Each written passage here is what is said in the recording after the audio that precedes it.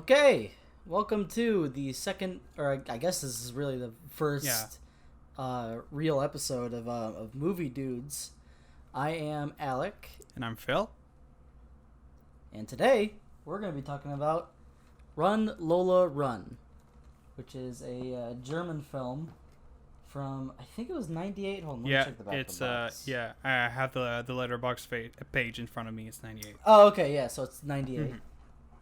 Good. All right.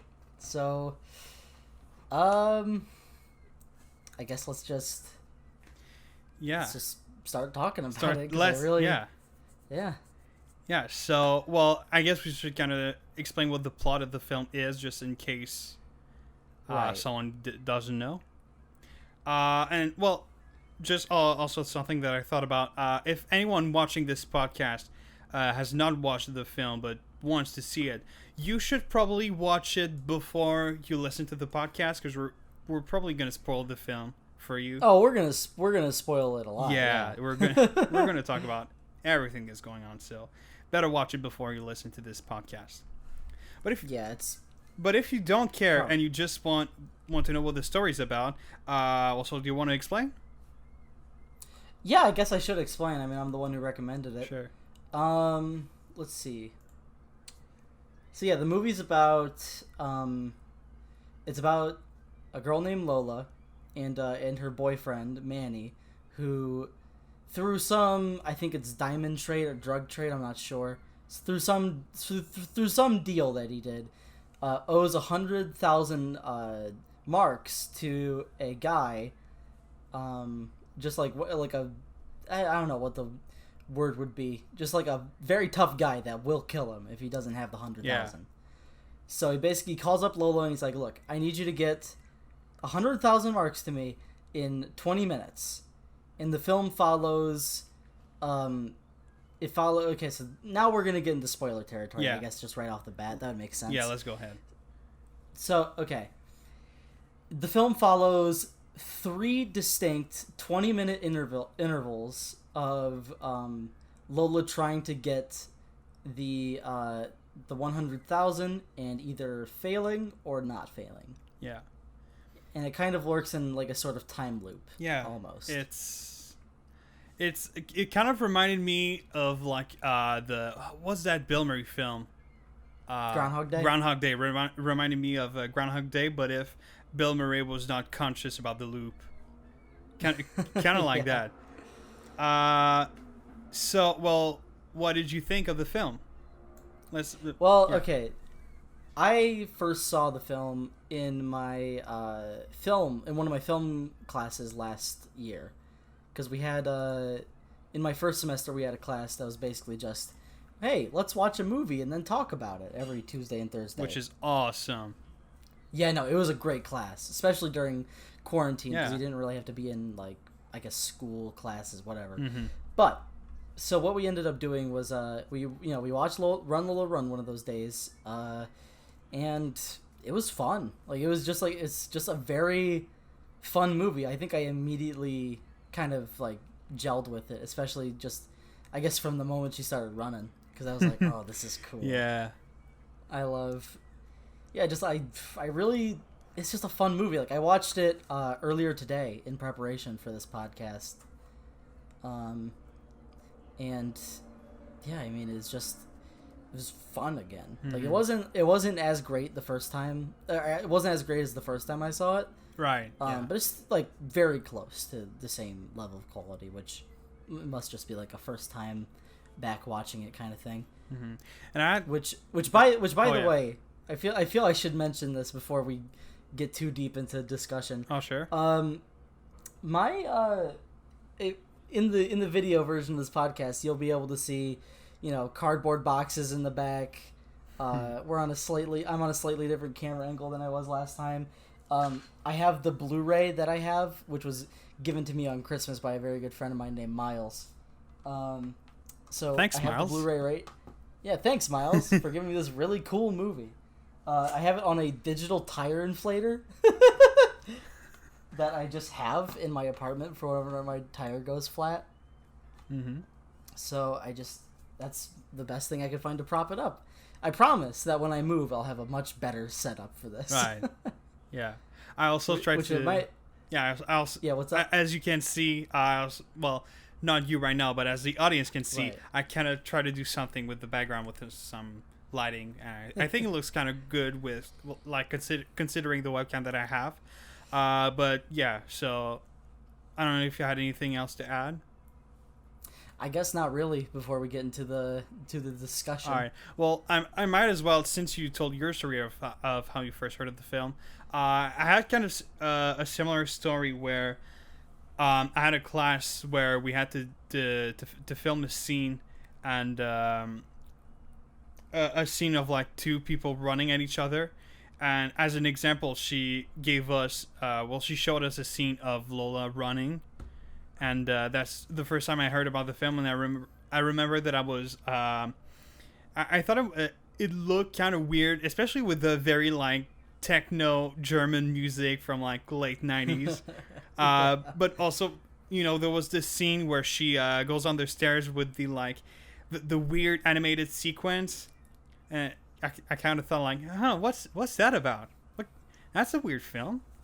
And yeah, and I kind of didn't really think about it much until you you put it on your list of films to watch, and then I thought like, oh yeah, right, it's that film. All right, I'm gonna watch it. And so I saw it 2 days ago, and yeah, now I guess we should give our opinion about the film. Yeah. I mean, I think I already said that I like it a lot. Right. I think I would probably say it might actually be the only German film I've ever seen. It's like in German. Yeah. I thought about that, and the only like German film that I remember watching is Dr. Caligari. Is that the name? This I know what you're talking. Yeah, about. this really old like silent film era film that I saw in a class for about like the history of cinema, and I mean it doesn't really count because it's a silent film, but and yeah, so I would say it counts. Well, yeah, maybe. but it's weird kind of how like the two German films that I saw have like 80 years of difference. Yeah. Like, I've seen a ton of films from, like, that's what also this movie helped me realize, is that, like, at that point I had seen, like, a ton of films from Japan, like, a few films from South Korea, and I was like, and obviously some Spanish movies, too, and I was sitting there, I was like, damn, I don't think I've ever seen a German movie before. Yeah.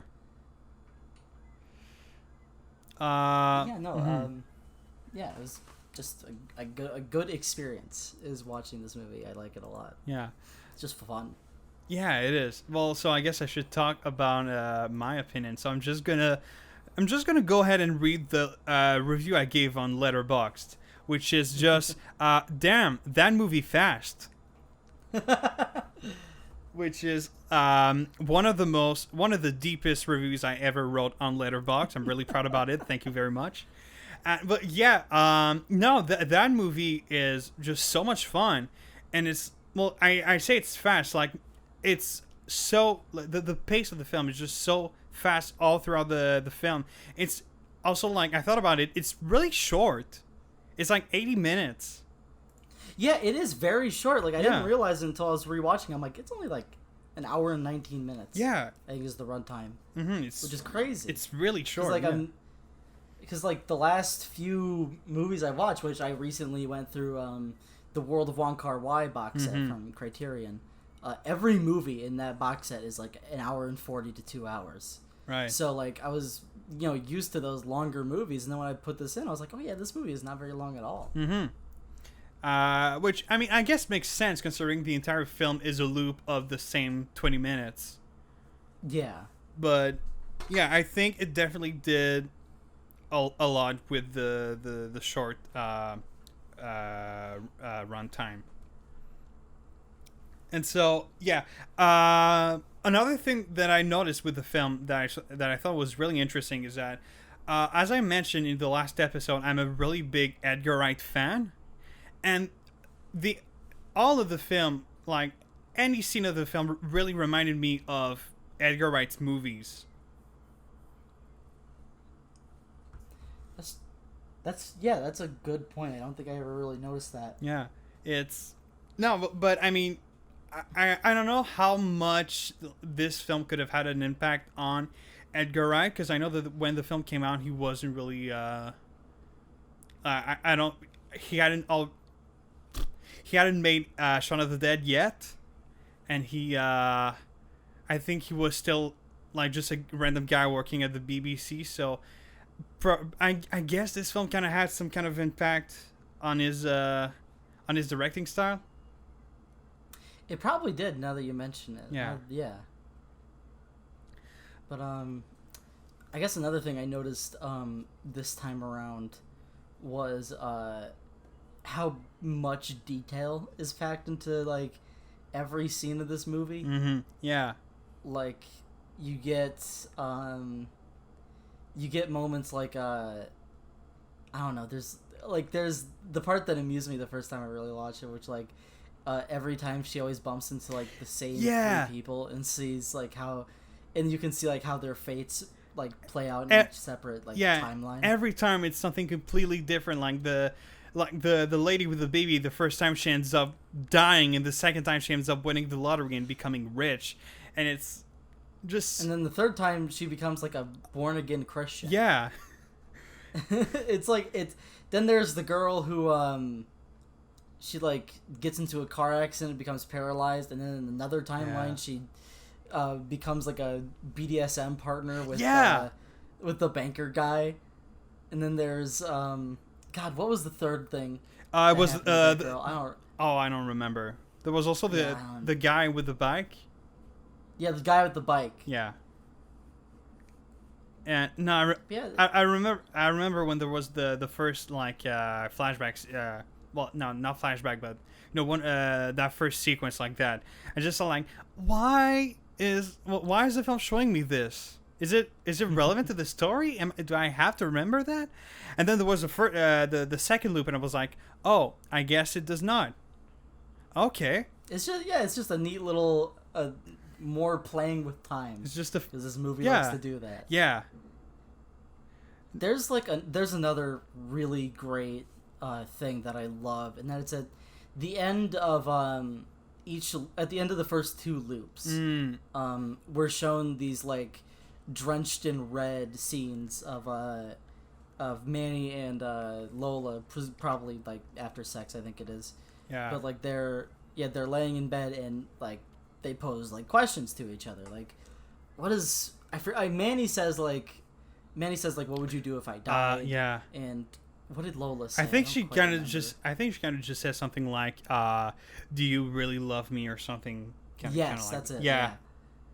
Which is really, they're not like the most like, I don't know, crazy scenes like the rest of the movie, but I appreciate them in an entirely different way. Yeah. No, it's just a nice break. Like, oh, you just saw 20 intense minutes of action and running and robbing stores and everything. Now let's just slow this down.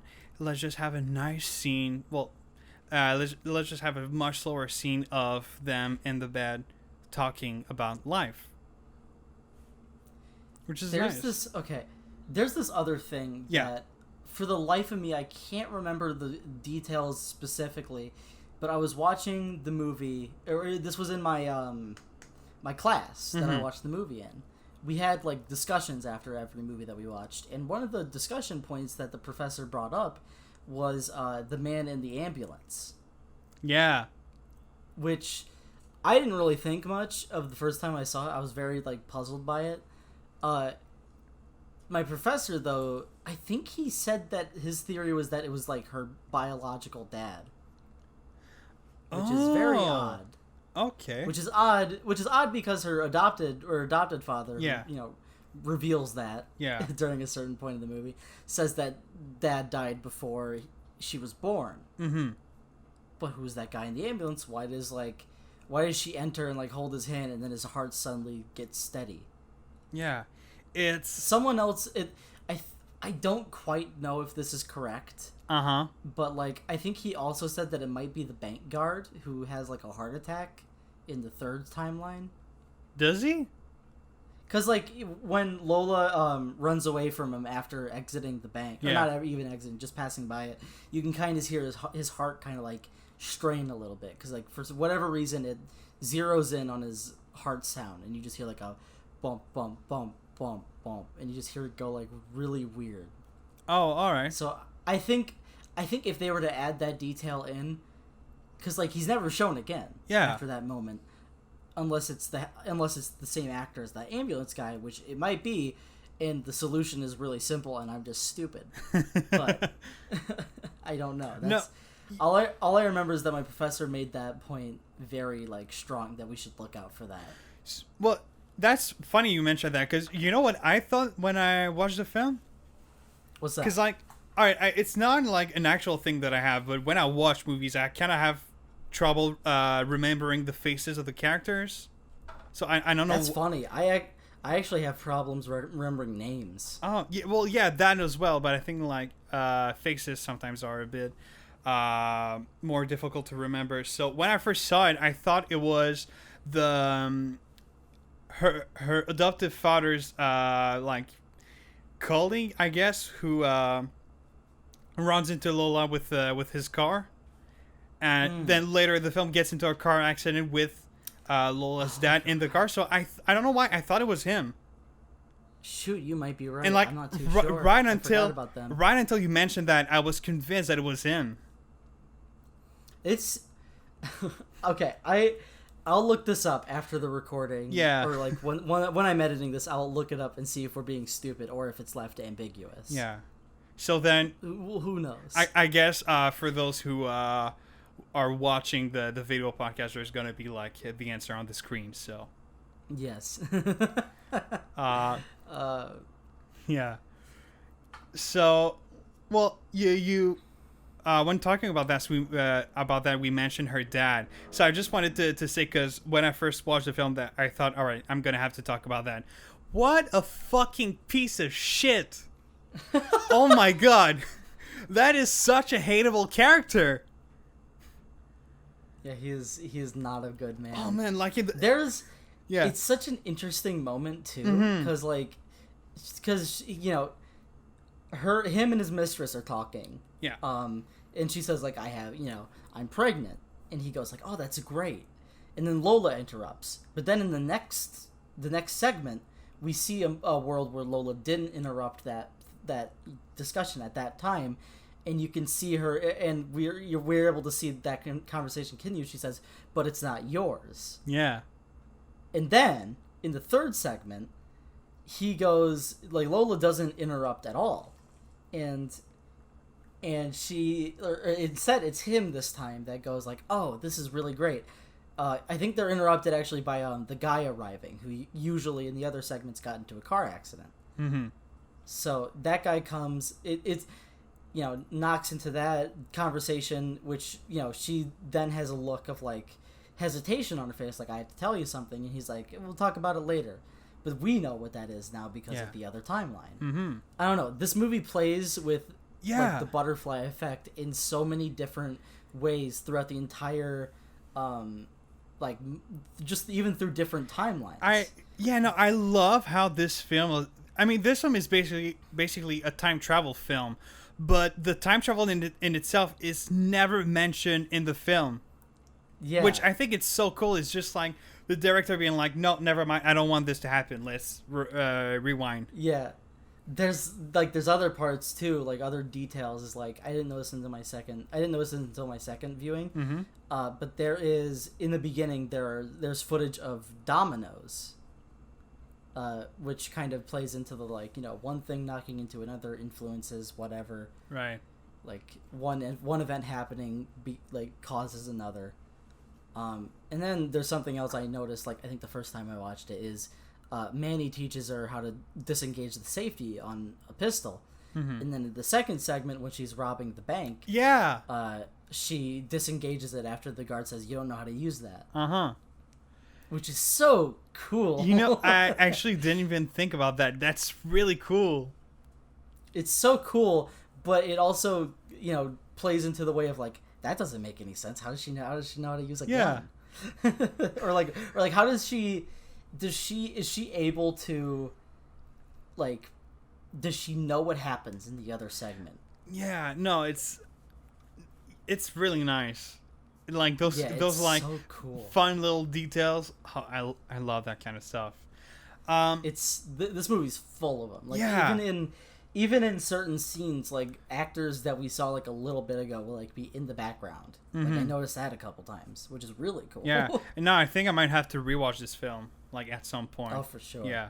It's definitely rewatching this was a great experience. Oh yeah, I bet. It's definitely the kind of film that you can't just watch once. No. So another thing that I thought, I'm not entirely sure about like the significance of it, but that I thought was really neat is how in a couple of scenes, especially the scenes where we see the Lola's dad talking with her mistress, where I don't know why, but those scenes are shot with like kind of a worse camera than the rest of the film.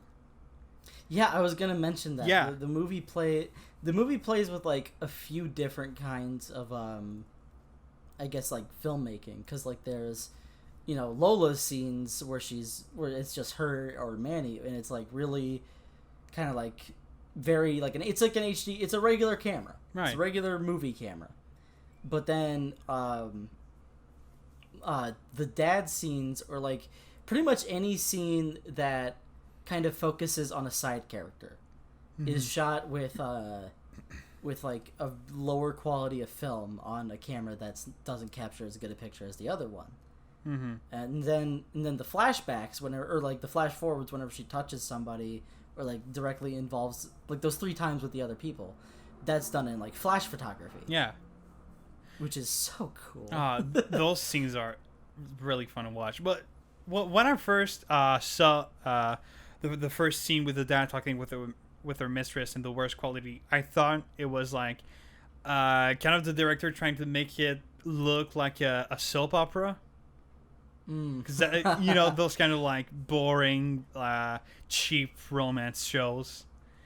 And so, I thought you were gonna mention that you thought it was unintentional, like like let's not mention Tommy Wiseau and the fact that he shot The Room on both digital and film, which is kind of amazing. Which is the most stupid and genius thing I've ever heard about in my life.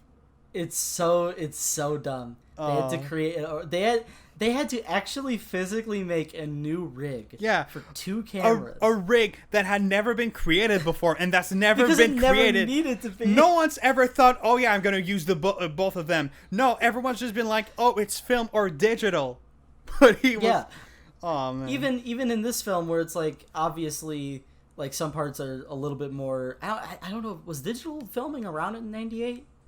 Because I don't think it was. I don't think it was. No. I think no. I think it came in the mid 2000s.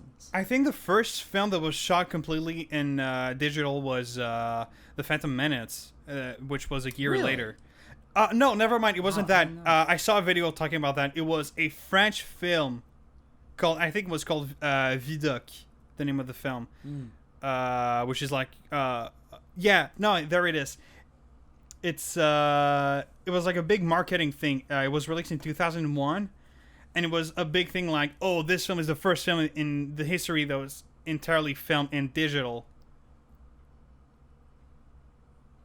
That's interesting. Yeah. I remember when I was younger, I thought that like digital was around for much longer, and then I was like, no, they used film till like I was born, which is crazy. Yeah.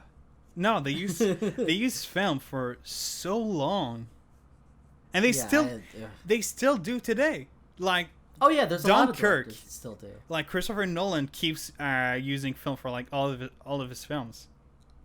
I don't quote me on this. Yeah, I think Justice League might have been filmed like on film. I think which is a really weird idea because like, dude, it looks super digital. Yeah. But then there's pictures of Zack Snyder with like his film reels of Justice League. Hold on. It's like, let me check. Yeah, look this up. Like, yeah. Double check this because if it is, like, that's amazing. That's so dumb. Dude, I love it. There's so much stuff about the Snyder Cut. Like, isn't it like entirely in black and white and in 4/3? Yes. Well, it's not entirely in black. I watched the Snyder Cut. I haven't.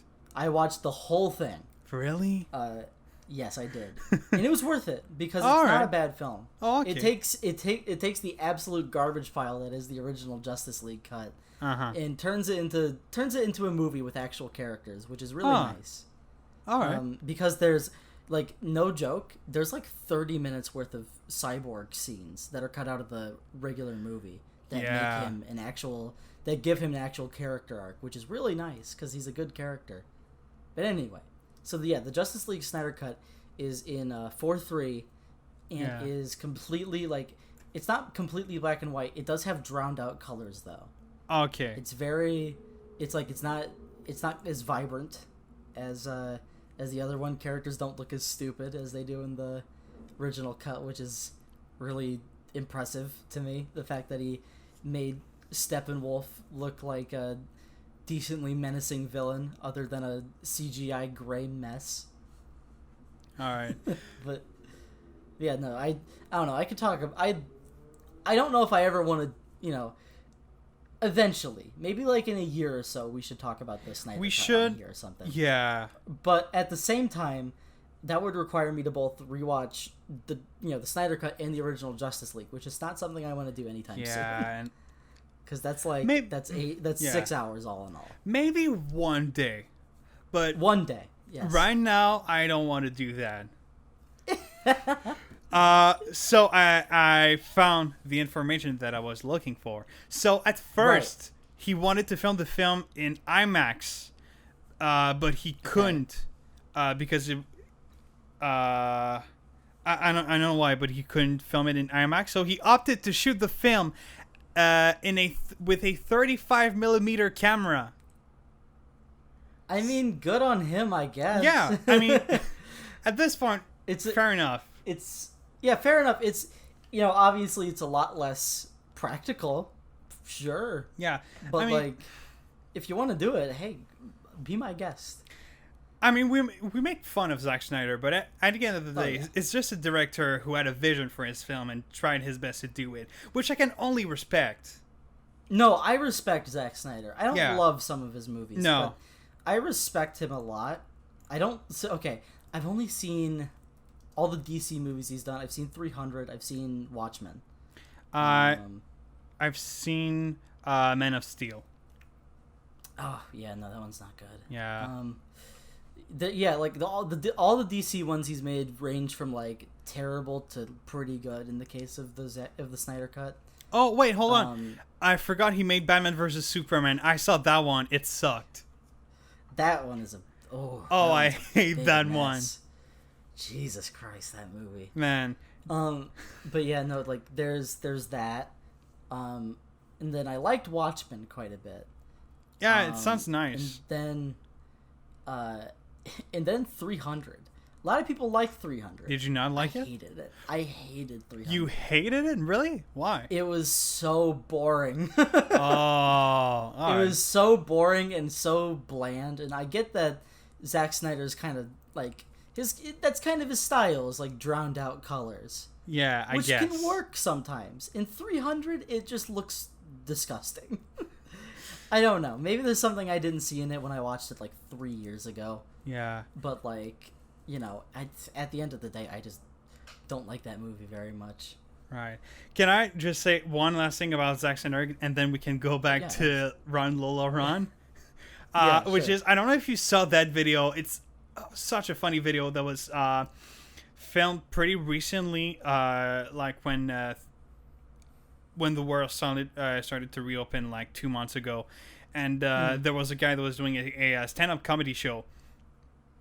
And he was asking people in the audience, like, hey, what do you do for a living? And the guy said, I'm a film director. And the guy started making jokes about him, and then was like, all right, what kind of movie did you make? It was like, I made Justice League. And the guy was fucking Zack Snyder. That's incredible. And so the comedian started laughing. It was like, kind of jokingly being like, hey, dude, I'm sorry, I love to be in a movie, so call me up. But yeah, no, that was hilarious. Amazing. Really funny. That's amazing. What kind of movies do you make? Oh, I'm Zack Snyder. What? That's oh my god. So Run Lola Run. Yes, let's get back to I don't even know Run Lola Run. I don't even know how we got there, but Yeah, sure. Um. So hold on. What else have we not talked about that is worth mentioning? I'm not sure. See, like, that's the thing about this movie is that it's not exactly like It's not. Yeah. deep enough to like really warrant an hour of discussion because it's really good. Yeah. But like, unless I was watching it play by play, I don't know how long I could talk about it. Yeah. I guess you're right. Like it's.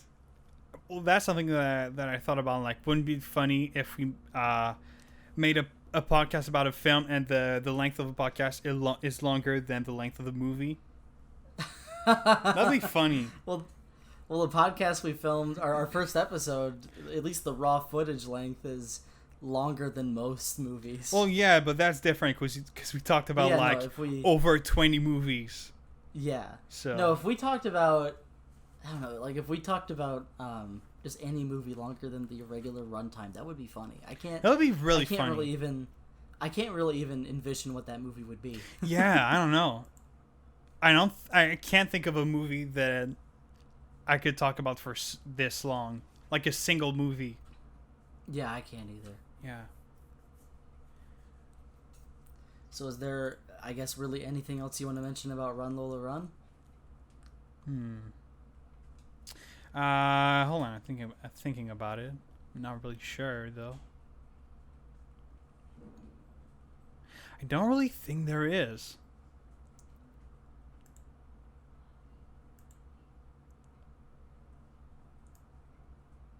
I think I got all I wanted to get out. I really like the movie. It's really well paced, edited, filmed. It's just a well made movie.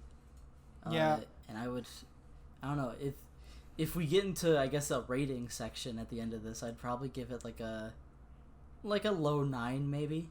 Yeah. Well, on Letterboxd I gave it 4-star, which is I guess an 8. Yeah. So It's like it's a 9 for me, but closer to a 9 or closer to an 8 than like a very Yeah. solid 9, I guess I would say. mhm. It's a good movie. I like it a lot. It's a great movie. Yeah. There's a lot of really good thing. I don't think I can really think of a flaw. No, I can't really either. Like, I mean, and there must be a few small things here and there, but like, besides that, there isn't really anything like huge that I can really think of. Can I? Because I thought about something. Can I just talk about not related to Run Lola Run? Let's just Right. open another topic for conversation. Something really fun, movie related that happened to me this week. Oh yeah. For the first time since October of 2019, I went to see a film in theater. Ooh, what'd you see? So actually, in the past week, I went to see 2 films in theaters. Ooh. The first film I saw is Demon Slayer Mugen Train, which is I don't know if you're familiar with Demon Slayer. I'm familiar. Yeah. I'm familiar with it, which I know the name, and I know that there was a movie out because I have some Yeah. friends that like Demon Slayer. Right. So for those who don't know, Demon Slayer is a very popular anime that the first season was released in 2019, and in 2020 the movie, which is the follow up to the first season, was released in Japan, and recently this year it was released in theaters in America. So I went to see it, and it was really fun. It was, I think it was better than the first season in my opinion. That's interesting. I don't know. Demon Slayer, I need to watch it at some point. It's really Is it good. good? I really like it. Yeah. There's some really touching parts. There's a big, throughout the entire show, there's a really big theme of like forgiving, because the plot of the anime is there's people fighting demons, as the name says, and the thing is that every time when the main character kills the demon, there's always kind of a scene about how, like, the demons are humans that were turned into demons, so there's always kind of a scene of them remembering their human life and everything, and there's always the main character kind of giving a small speech of like, I forgive you, I know that you were like all fucked up in the head because you were transformed into a demon. Some really nice scenes like that. Well, that's yeah. Yeah. That's good. And just overall, it's a gorgeous show. Yeah, I need to. I'll probably put that. I'll end up putting that on my watch list of anime, which is pretty lengthy at this point. Yeah, same. Which we could honestly, we could talk about like anime that we've seen, because I don't know if you have the same app that I do. It's like my anime list. Of course, I have my anime list. Who doesn't? Absolutely, dude. Hold on. I don't know. A lot of my friends that watch anime don't. Oh, let me pull mine up. Oh, dude, you gotta have a my anime list. Honestly, like now that we're done with the movie thing, we could go on like a big anime tangent. Dude, let's fucking do that. I'm so down to do it. Whatever, dude. All right. Well, so do you? Yeah, fuck it. Who cares? Let's do it. Welcome to Movie Dudes, where we're going to talk about anime for a real long time. So, well, do you have a favorite anime? Yes, I do. I didn't have one for a very long time, but like around, I guess, January of 2020, I finally found mine. Ooh. My favorite anime of all time is Steins Gate. It's so good. I adore Steins Gate. Dude, it's so good. I had when I was in high school, I had a bunch of friends that we'd watch anime, and we talk about anime all the time. And I had a friend specifically who she, for an entire year, she'd tell me like, dude, you have to watch Steins Gate. I know the kind of anime that you like. There's no chance that you're not gonna like Steins Gate. And I was always kind of like, yeah, at some point I'm gonna watch it, but I don't really feel like watching it now. And then at some point I was like, all right, fuck it, I'm gonna watch it. And dude, it's good. Oh, God. I had a similar experience in middle school. My friend, one of my old friends, would give me like some shows on a flash drive. Mm-hmm. And one time he gave me the files for dubbed Steins Gate. And I was like, okay, it's pretty cool. So I put it in my computer, and I tried to watch it with my younger sister. She's like a couple years younger than me. Okay. And we tried to watch it, and the audio didn't work. So I was like, whatever. I think we watched the first couple episodes on Hulu, and it was pretty good. But then, well, now it's all on YouTube. Yeah, that was back. This was back when I wasn't really into anime, because I guess you could categorize my experience with anime into two separate eras. There was from the time I was born to I think when I was like 15, which I didn't like any anime. I really didn't like any anime except for like Studio Ghibli films. Right, because who doesn't? Yeah, and then I watched Death Note, and it like broke the seal that I had on like not liking anime, because I was like, this is amazing. Death Note? Anime can be like this. Death Note's the one that broke the seal? Really? Yeah, it was. It was. Yeah, because I remember it was just kind of started one night, because my friend had invited me to there's this convention in Northern Ohio called Colossal Con. Yeah. And it's like a big anime convention. I've gone the last couple years that they held it.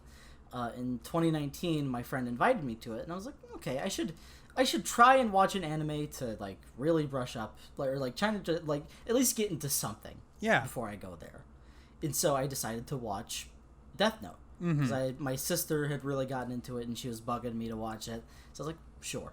So I watched it dubbed on Netflix, and I think I watched like 7 episodes the first night I watched it. Yeah. Because I was so sucked in, and I finished it in like a month. But that was a really good first experience, because then I was like, all right, all bets are off. I'm gonna watch a whole bunch of anime. And then that Christmas, I decided to buy 2 shows on Blu-ray, and that was Cowboy Bebop and Steins Gate plus Steins Gate Zero. All right.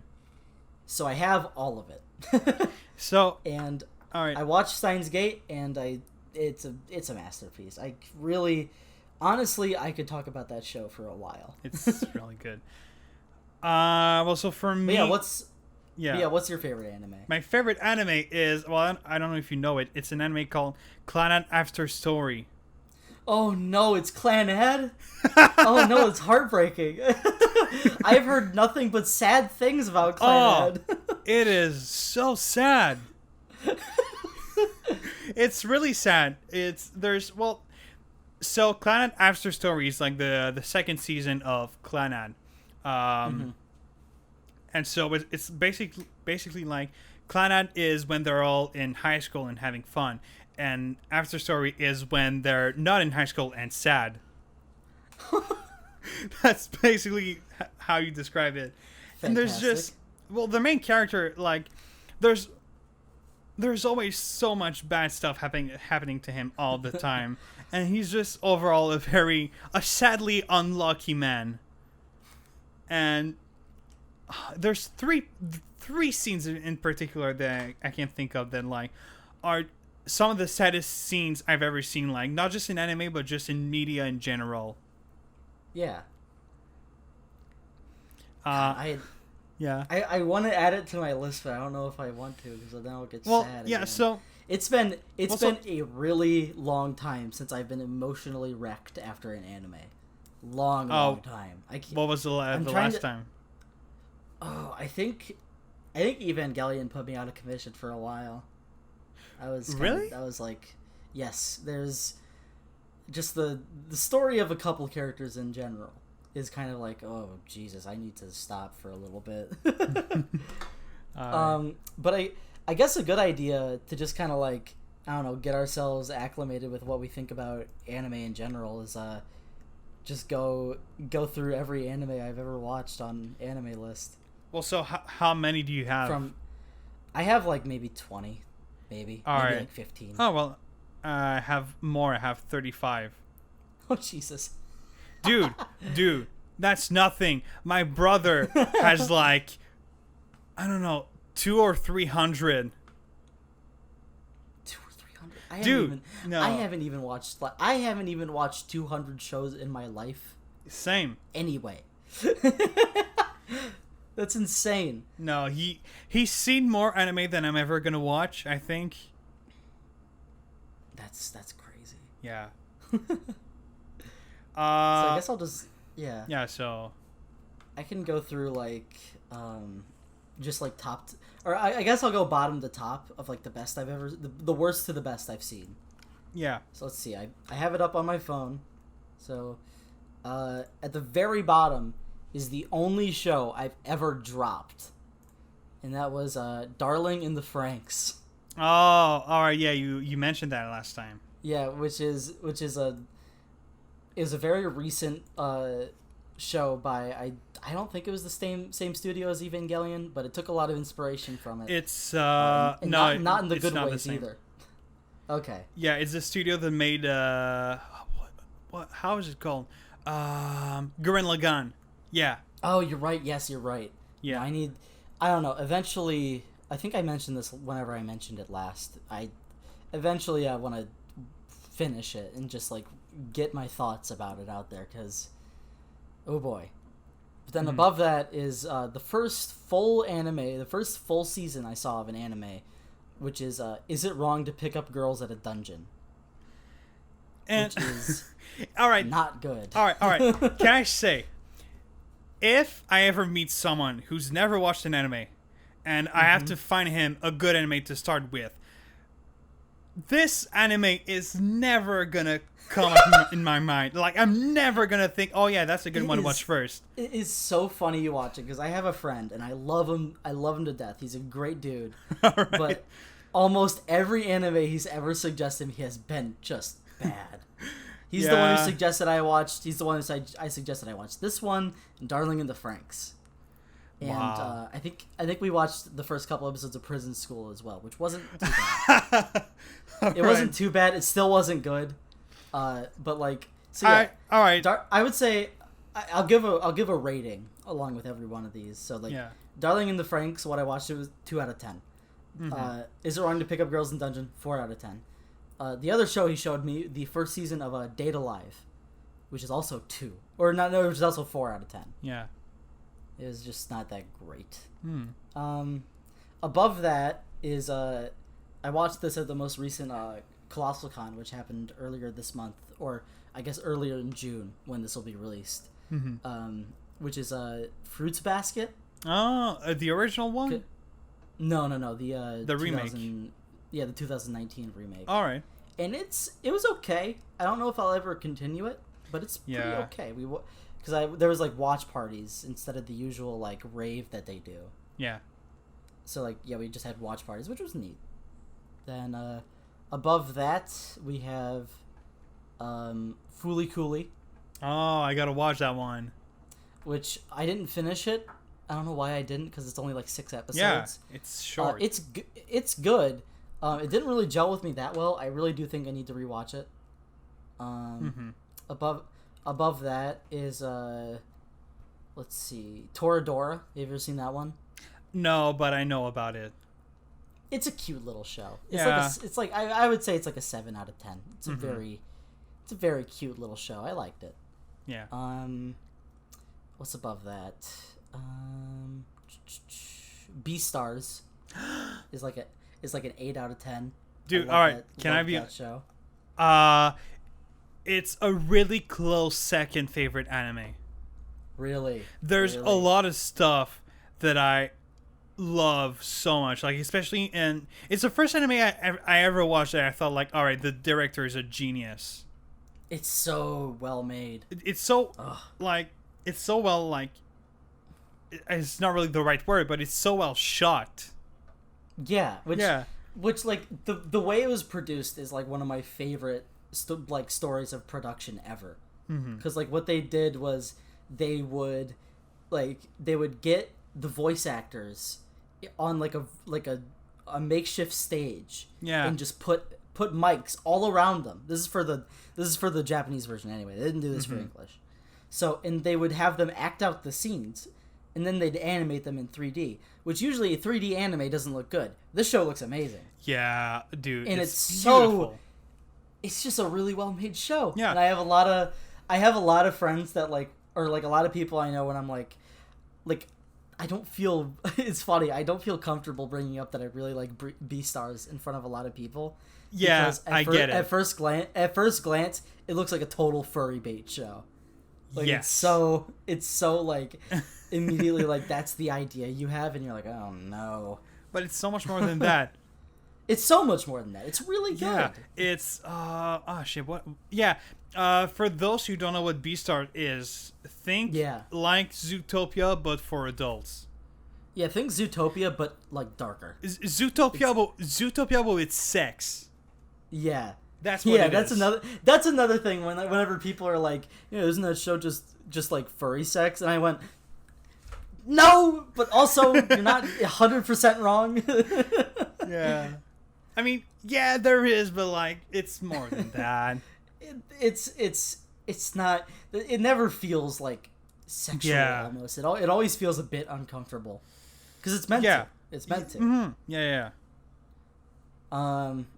But yeah, no, that show's really good. I'm really excited for season 2 to get. I think it's coming out like in July. I thought didn't like it already air or something or parts of it. It aired in Japan. That's what I thought. But see, the thing is most companies that like edit anime in the West, what they do is like they air the episode like a day after it aired in Japan. But Netflix, they don't do that because they like to air their show like all at once. So what Netflix required the rights for that. That's right. So what Netflix is doing is they're waiting for the show. I think that's what they're doing. They're waiting for the show to end in Japan, and then they're gonna air it on Netflix. Yeah. Which did they say July or something like that? I'm pretty sure it's July. I hope it is. Yeah. I can't imagine it would be too long. I hope not. God, I hope not. July 15th. Ooh, July 15th. I get back from vacation on that day. All right. Oh my God, that'll be so good. You're going to get back and fucking binge watch the show just like me. That's so good. That's so good. A little bit beneath that, I would say, is Konosuba. You ever seen that show? I have not, but again, I know about it. It's Oh, wait, hold on. Hold on. All right, never mind. So I was kind of like, I thought it was another show. I've watched 3 or 4 episodes, and it's really funny, but it just but I think it just wasn't like the right time or something like that. It's fair. It's season 1 is good, but it's not like great. Season 2 is phenomenal. Yeah, that's what I heard. Dude, it's so good. Have you seen like the letterbox review of the 5-star letterbox review of the Konosuba movie that was made by the I forgot his name, by the guy who wrote Pulp Fiction. Yeah, it's so funny. I remember someone on Twitter was just like, "What?" And then they asked him about it, and he was just like, "It was a great movie." Yeah, which is so cool. My daughter asked me to watch it, and I thought it was one of the greatest, most enjoyable films I saw in a long time. Roger Avery, that's his name. I love that man already. Like, I don't know a thing about him, but just the fact that that's a thing that exists out in this world, that's beautiful. That's really funny. But yeah, no, Konosuba is really good. For those who don't know what it is, it's like take one of those regular like I think the genre is like isekai. Isekai, yes. Yeah, like take one of those, which is like basically guy dies in the real world and then he's brought to like a fantasy world to like fix some problem. But make the main character an asshole and just make the entire show stupid and fun. Yeah, it's basically it's incredible. I'm pretty sure the show was written as a parody of isekai, but it just somehow ended up being like one of the best isekai ever made. Because it's like you get like the main party is you have Kazuma, who's just like he's just a useless like nerd and he can't really do much on his own. Then there's Aqua, the goddess that he takes with him, who is also a useless goddess pretty much, can really only do party tricks. Yeah. Then you have my personal favorite character, Megumin. Yeah. Who is a mage but refuses to learn any other magic than explosion magic, which she can only use once a day. And then you have the last party member, Darkness. Yes. Who is a knight that can never land any hits, but is also a severe masochist. she's way into BDSM. It is so funny. Oh, it's one of the just funniest shows I've seen in a while. I gotta finish it. It's a very good show. I like it a lot. Moving on, I guess above that would probably be Steins Gate Zero, the sequel to Steins Gate. I have not seen it yet. Have you not? It's good. It's good. Right. Not quite as perfect as Steins Gate Season 1, but it's still really good. What I'm gonna say is I haven't seen it yet, but the suit that he wears, like the main character wears, is fucking beautiful. So that's just a good reason to watch it already. He's got drip in that season. Dude, I don't get it. Yeah. I don't get it. It's like, because the whole, it takes place in, okay, I'm not going to spoil Steins Gate for anybody who hasn't watched it. Yes. But I'll say it like this. It takes place in a timeline where the main character failed to do the thing that he does in the end of Steins Gate, the first season. So that's all I'll say about it. But it takes place in that timeline, and there are a lot of good moments with that like plot point in mind. But yeah, eventually I want to talk about all of Steins Gate because it's so good. Oh yeah, we should. But I guess now we're getting into my favorite anime ever, just like my list of like top tiers. Yeah.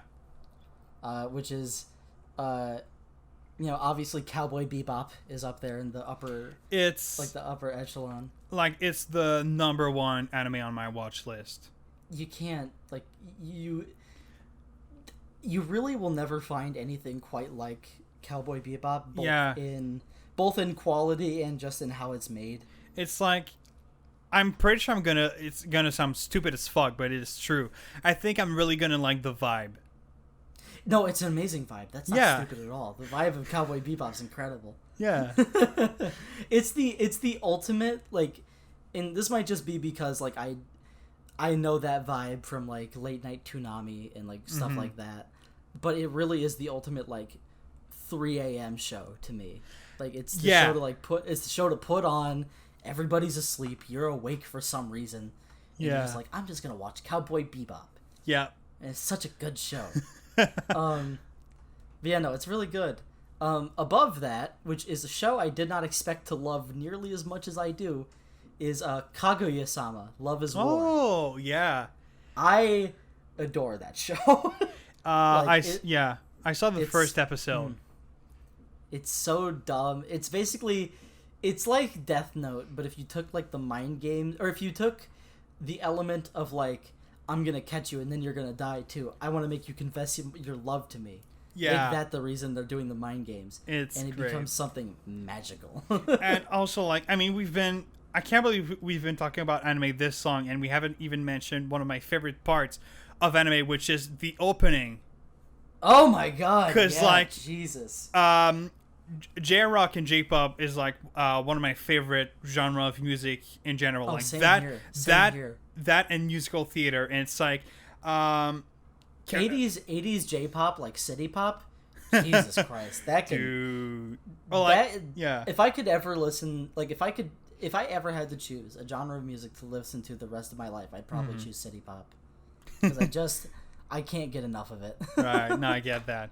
But this show, the opening has like this very awesome jazzy, it's just this awesome jazzy song, which is like, oh, love me, mister. Oh, yeah. Oh, mister. Yeah. Oh, my God. That opening is so good. This man, I don't know if you eever saw him perform the song live. Oh, God. What's his name? It's blanking on me at the moment. I don't know what it is, but, man, he looks like the kind of guy who just loves his job way too much. He's so cool. Dude, so cool. You would love a band, one of my favorite bands of all time, that is called Bradio. I've heard the name. Yeah, they made the opening for a show that was called Death Parade. And they make, it's more like sort of punk, disco, that kind of stuff. The guys got like this beautiful afro. Just like the coolest hair. And an amazing voice. And all their songs... That's awesome. Like, I want to watch them live so much just because I know this is going to be the greatest party I'm ever going to be at. Like, it would just be so much fun. Yeah. No, I know it's not, like, traditional anime, I guess. But, do you know the Persona series? Yes, I do, yeah. Because I love that series. But you know what I love more than the games themselves? The music. The music. Jesus Christ. You never see it coming. Yes. At Colossal Con, I recently bought the full Persona 4 soundtrack on CD. Dude.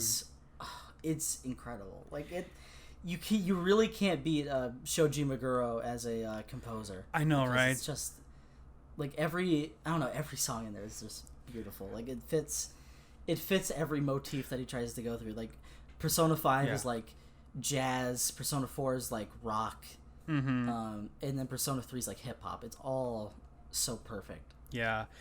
But go on. Well, one of my favorite things to see on the internet, one of the funniest things I see, is people who listen to jazz for the first time and are like, oh, this is giving me Persona vibes. And it's just like a random jazz song that has nothing to do with Persona. There was one of my favorite Twitter posts I think I've ever seen is one just said, hey guys, look, it's Persona, and it's just a picture of a red background. Killed me. It's like, no, the thing I saw was like, if someone listens to jazz, they're gonna think, oh, it's Persona, and if they listen to orchestral music, they're gonna think, oh, it's Final Fantasy. You're right. That's exactly right. That's funny. Oh my god. No, I've been since literally the beginning of quarantine, I've been playing through Persona 5 Royale. Ooh, yeah. Royale's and so I mean, I've been playing the game for since the beginning of quarantine, so like a year and a half almost, and I'm not even halfway through. Really? Just because it's the kind of game that like I'm gonna play it for a month, then I'm not gonna play it for 6 months, and then I'm gonna play it for a month, then I'm not gonna play it for 6 months.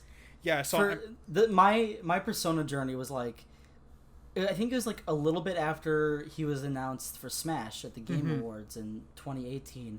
It went on sale on the PlayStation Store for like $12 or something stupid like that. Yeah. And it was January 2019. I was like, yeah, I'll play it. And then I played it up until I think it took me until August of that year. Right. And I was like, that's incredible. All right, I'm gonna play every Persona game. And then Royal came out the following March.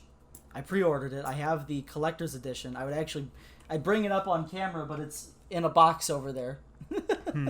So I will refrain for doing that for now. But I played Royal instantly. It became one of my favorite games ever. And then I played Persona 4 Gold when it came out for Steam, and I recently completed it like this April or May, which is also an amazing game. They're all good. I'm gonna be starting Persona 3 when I move into my new apartment because I actually have it on PlayStation 2. Mm-hmm. So I have it on like original hardware. I'm excited. Yeah. I'm such like there are very little things in this world that like I will immediately be like, yeah, I'll consume anything you give me. Mm-hmm. Which is like, it's anything Wes Anderson, it's anything like Persona, and it's anything that the band Weezer puts out. I will listen. I will like if it's like, oh, Persona dancing game. Give that inject that into my veins. Like that's the same reaction I had when I discovered like Edgar Wright. Yeah, it's like, go ahead. Yeah. Dude, can I if we're gonna talk about Persona 5, I have to mention I'm gonna mention my brother a lot because he's a big like anime fan. So if we're gonna talk about anime, I'm gonna talk about him.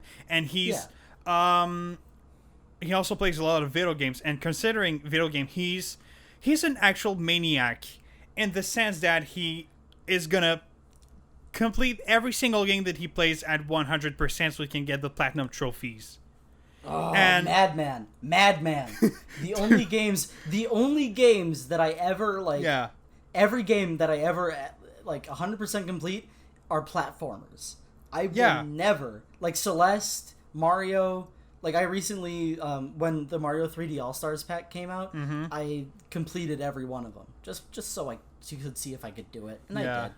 And right now I'm doing Odyssey 100% because it's been a couple years since I played it last. But yeah, no, madman. I would never do that. Hold on. He finished. Game? Hold on. He finished. Well, he didn't do it for 3 and 4. But he did it for 5. He finished 5, like just a story, and then he did it again, like a year later, just to do it entirely at 100%. And then Royal came out, and then he did it again at 100%. No way!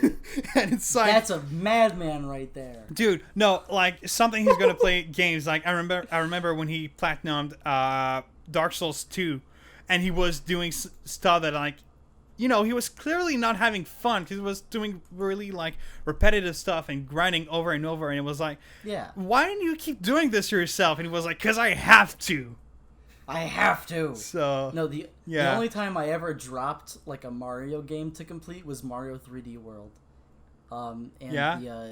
There's this level because like what you have to do to complete it is you have to 100% the game with all 5 characters, which in itself not that big of a deal. But there is a level near the end of the game it's the last level of the game called Champions Road. It is a nightmare because it's like 10 minutes long and there's no checkpoint. It's a mess. I played it I think it was like 2 weeks of me playing it constantly, and I just gave up because I was like, this is bad for me. Oh god. Yeah, but no, I love this.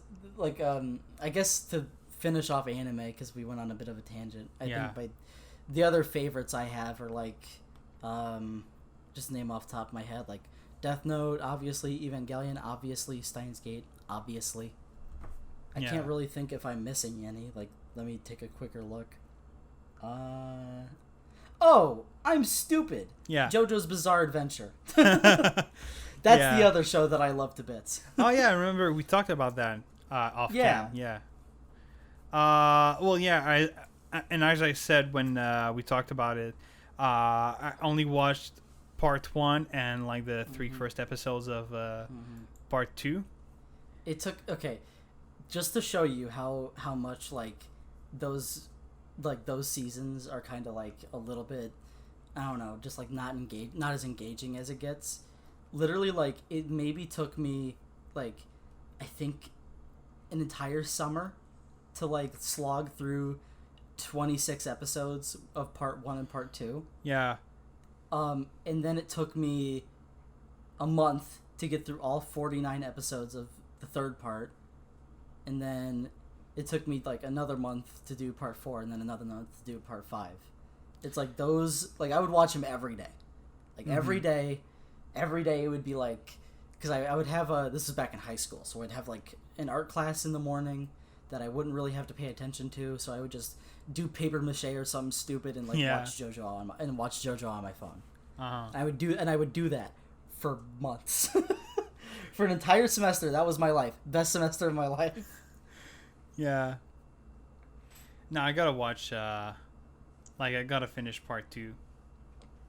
Oh yeah, the part 3 and 4 are on Netflix now. I think part 5 is gonna get on there probably next year. Well, they seem to be doing a year apart whenever because Stardust Crusaders came out February of 2020, and then Diamond is Unbreakable Part 4 just came out on Netflix. Right. Well, on Netflix Canada they have part 1, 2, and 3. Oh yeah, never mind then. Yeah. I forgot that we live in different countries and Netflix is different. Yes. That's funny. Yeah. Yeah. No, and I was looking at my anime list, and I noticed that like at number 10, I strangely have a lot of movies. Yeah, I have a lot of movies on there too. No, we need to do, like, obviously we have anime movies on there already, but like we could probably do like a Studio Ghibli marathon at some point. That would be insane. Dude, I gotta watch at some point I want to watch like all the Miyazaki films and all the films by Isao Takahata, who's the guy who made Grave of the Fireflies. Mm-hmm. Right now, my girlfriend and I are going through every Studio Ghibli movie ever made, even the ones by Goro Miyazaki, which are infamously not that good. Yeah. Like Tales from Earthsea or Earwig and the Witch. Which, I mean, he might be competent. I think there's like another movie he made. I don't know what it was called. I don't know. But I don't know. I always withhold judgment before I see any movie, and I've never seen those two, so we'll see. Because there's I think the last film released by Studio Ghibli that was maybe directed by it was directed by Goro Miyazaki, which is like and it's in 3D and it looks like shit. It's not a very good looking film, no. Yeah, and it's like that's by Studio Ghibli, like the guys who made fucking Spirited Away and like Totoro and all that kind of stuff. It's like those guys made this. Yeah, it's technically not, because it is like it's the same 30 studio years away from like Totoro. Right, but still. But it's the same studio, probably a lot of the same animators. Like I kind of think, like, my theory is that it really was just kind of an experiment. Probably. Like they didn't really know what they were doing. Right, because they've had the same style for like 30 years. But then again, I'm not an animator, so I can't really say like, maybe they didn't know what they were doing, because obviously I know a lot about how to make a movie. I don't know anything about how to make an animated movie. Same.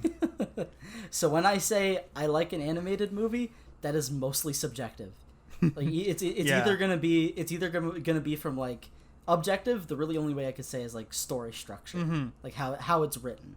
Yeah. Because everything about the visuals is gonna be like, it looks pretty or it doesn't. Yeah. But so for the Ghibli films that I have seen, the only Miyazaki films that I've seen are Howl's Moving Castle, which is my favorite. It's great. It's great. Spirited Away, which I really want to rewatch it at some point because I feel like I didn't watch it in the best conditions. And when I rewatch it, I'd love to watch it in theaters. Watching it, I've seen it like twice in theaters now.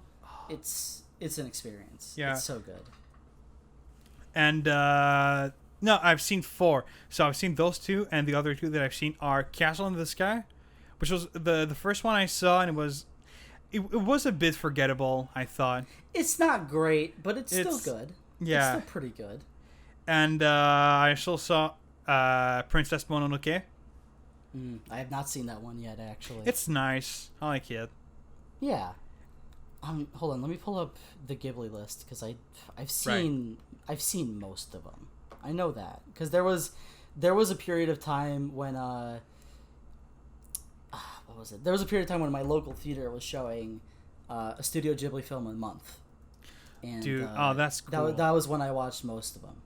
They sadly didn't bring it back for like years after that, but it was a great time when it was. So the ones that I've seen are Nausicaa, which was the first one they made, and it's pretty good. Castle in the Sky, I like that one. Grave of the Fireflies is a masterpiece. So is My Neighbor Totoro.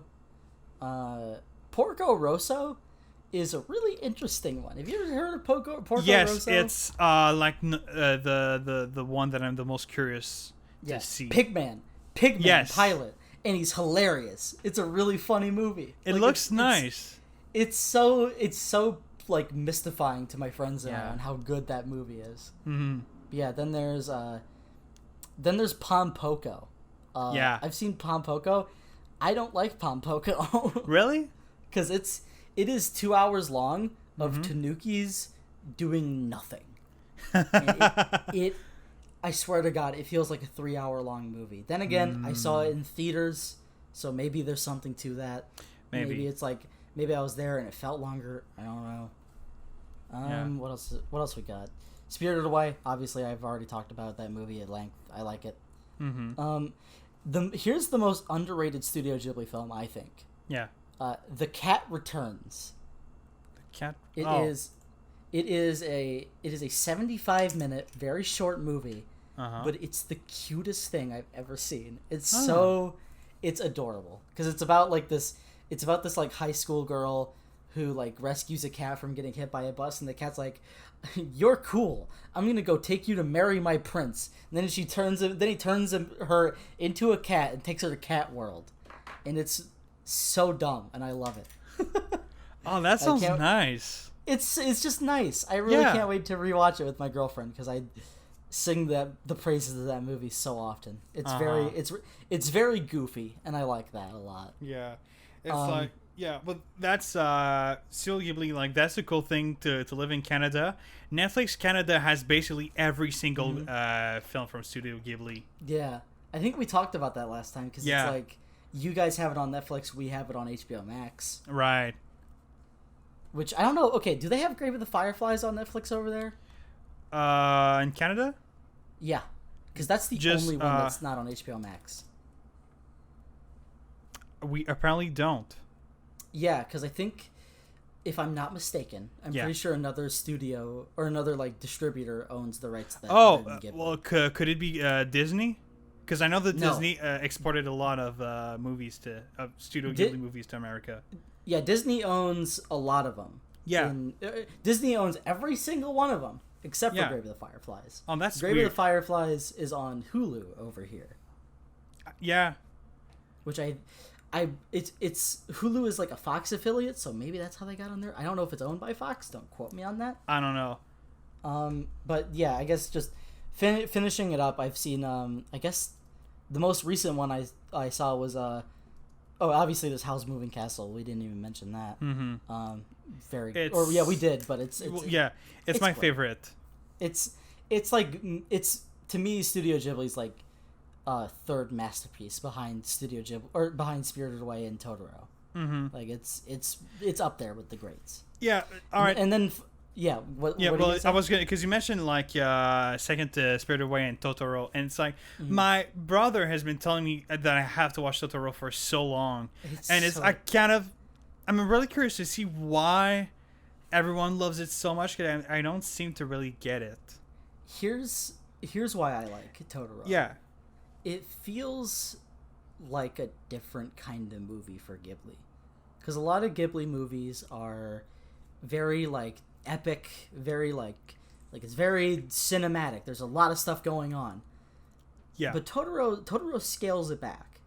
It's a very, like, small story about a dad and his two daughters who just moved into this house in the country, and about their mother that's in the hospital, and the kids explore the forests, and they find, like, you know, the forest spirits like Totoro and all them, and it's so pretty.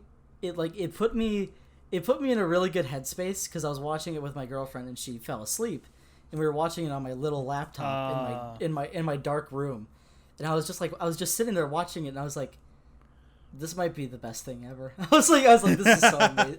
I was like, this is the best moment that I've had in a while. I was like, this is so great. Yeah. Yeah, no, I love Totoro, like, so much. It's such a personal film of how much I love it. Same as Spirited Away. But the last Studio Ghibli film I've seen is Ponyo. All right, I was gonna ask about that because it looks really weird. A lot of people don't like Ponyo. I think it's cute. Yeah, but it's not great. It's like a solid 7 out of 10 probably. If I had to give it a number rating, it's good, but it's not like, you know, it's not as incredible as the other ones, obviously. Right. But yeah, no, my girlfriend and I are still making our way through the old Studio Ghibli list, so I will probably update everybody over here on the podcast as that goes along. Yeah. But yeah, that's all I gotta say about Ghibli, I guess. I really gotta watch more films from Studio Ghibli. Oh, of course. Yeah. That's why I put Totoro on my watch list for us? I don't know if I did. Let me check. I think you did. Because if I didn't, I'm adding it right after. Okay. It's there.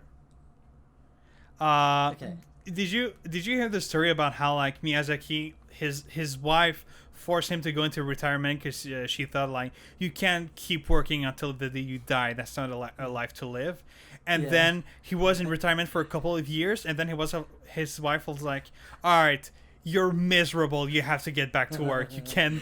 Yeah. So basically, it's just like, all right, Miyazaki has to work until he dies. That's just how his brain works. It's how it's gonna go. Yeah, and then it works for us because he makes great films, and we want to watch them. Because I remember when that happened, because it was like, I think 2013 or 2015. That was when The Wind Rises came out, and that was like his big farewell film. And his like, big... right. Yeah. He was like, bye! And then he came back in, like, I think 2019, and he was just like, I can't do this anymore. I'm making a movie. Dude, you know, I'm pretty sure that wasn't even the first time he went into retirement. Like, I think it was the second time. Yeah, I think that's actually true. Yeah.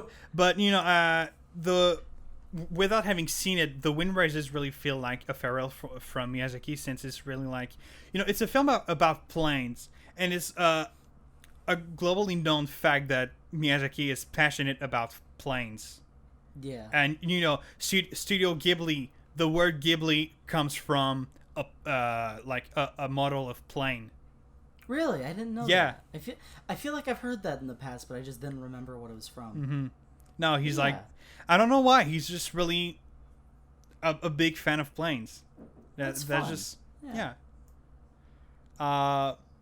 so, but in terms of other anime films that I've seen besides Studio Ghibli, have you seen Akira? I have seen Akira. Dude, I like Akira quite a bit. I really like Akira. Akira is one of those movies that I need to watch again. All right. Because when I watched it, I liked it. I didn't love it. But I really do need to watch it again. Okay. Trying to think of other anime films I've seen. Obviously, there's ones that have, like, made their way into my favorites. They're on my watch list for us. You know, there's Perfect Blue and Silent Voice. Silent Voice, which I'm pretty sure we both talked about. We did. Yeah, we talked about. Yeah. That movie. Film. I have not been affected in the same way by any movie in the past than I was with Silent Voice. I'll go into obviously I'll go into more detail when we do an episode on it. Yeah. But I watched it with friends over Discord. I think it was earlier this year. And legitimately after the movie I was like, I gotta go for a bit. I muted my mic and I went and laid on the couch and I just stared up at the ceiling. I was like, Jesus Christ. Yeah. It's a very emotional film. It's a deeply affecting movie. And strangely, like I'm the kind of person who can cry at a lot of films. Like, to give you an example, I cried watching Endgame. Not even a joke. And so I expected to cry watching Silent Voice, and I strangely did not. I don't know why. I think it was like so kind of like emotionally overwhelming that my body didn't know how to react. Yeah, I shut down. It's a lot. My brain stopped functioning. I was like, I can't. Yeah, I can't. It's such a beautiful film. It really is. And I might have to I don't know. I was thinking about this all week. I might have to override or overrule the randomizer for us to watch it on my next recommendation. Dude, yeah, I mean, because I don't know. The more I think about it, the more I just want to revisit it. I'm down for that. Absolutely. Yeah. All right. And it got taken off of Netflix, so I'm gonna have to order it. Oh well, guess what? It's still here in Canada. Oh, of course it is. Of course it is. Of course it is. You damn Canadians. we've got a great selection of anime on Netflix. I know you guys do. There's a lot of good stuff.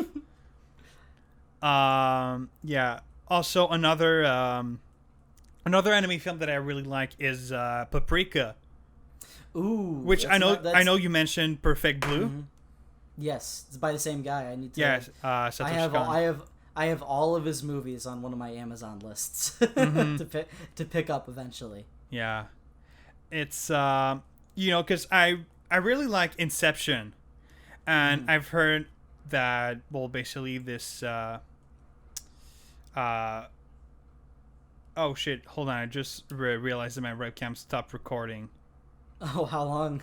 I have no idea. Well, whenever it stopped, I guess I'll just put a picture of your face on the screen. Sure. Hold on.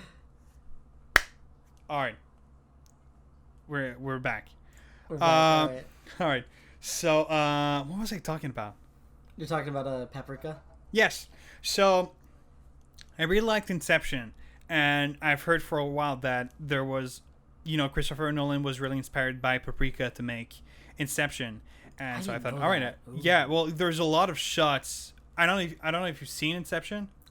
I have not seen Inception, nor have I seen Paprika. All right, well, they're both on my mammoth watch list. Yeah, they're both great. And when you're going to see them, you're going to realize that there's a lot of shots that are in the films, and they all have kind of like people dreaming and seeing what's in the other people's dream, and like, are you still dreaming or are you really awake, and that kind of stuff, which I think is really interesting.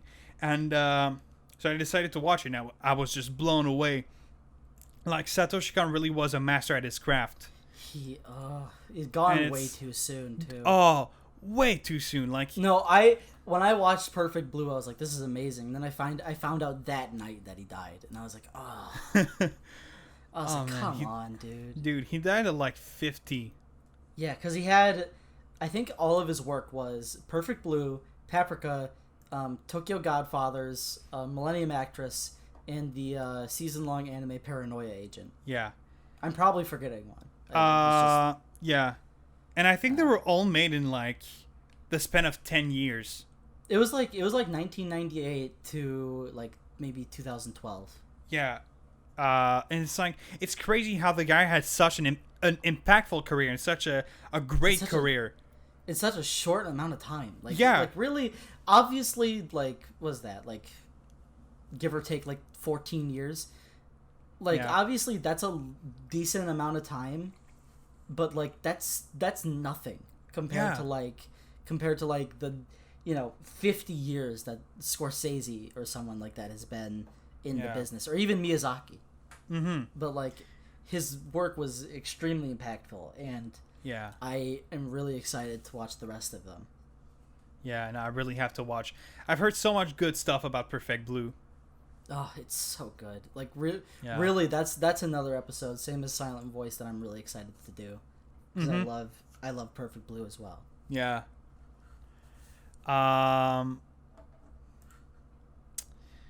Well, yeah. So I don't know if you wanted to keep going on anime, or if you want to end this. I think we've probably been at this the anime talk for like an hour or so. So I've run out of stuff to talk about it on anime for now. So should we do the randomizer? Yes. Or if you have a specific film in mind. You don't? Okay. I don't. Okay. I don't. I really want to do the randomizer. Let's do it. So, all right. I have a list of all the films that I want to talk about in the podcast. I'm going to put them in a randomizer, and the first one that's going to come up is going to be the film that we're going to talk about next week. So, all right, let's do it. Hold on. All right. It's loading. All right.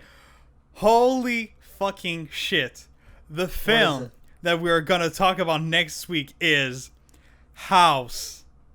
Yes! Yes! Dude, I'm so down. Yes! Oh, yes, dude. Oh, man. I'm so happy. I just watched it like 2 weeks ago, but I'm going to watch it all again when I come back from vacation. Oh, man. Oh, yes. I'm so happy about that. I love it. Yes, that's so good. Oh, I can't wait. I cannot wait for House. That's out of all the films that I could have picked, I'm so glad it was this one. That's incredible. Oh my god. House, which for those who have not seen the previous episode, was the number 10 on my list of favorite movies. Yeah. Oh, that's awesome. I can't wait. All right. Great. So, I guess that's the end of episode 1. Mm-hmm. The discussion of Run Lola Run, and very long discussion of anime. But thank you all for watching, if you've made it this far. And I guess I'm Alec. And I'm Phil. And this was Movie Dudes. And we will see you guys next time. Bye. Bye.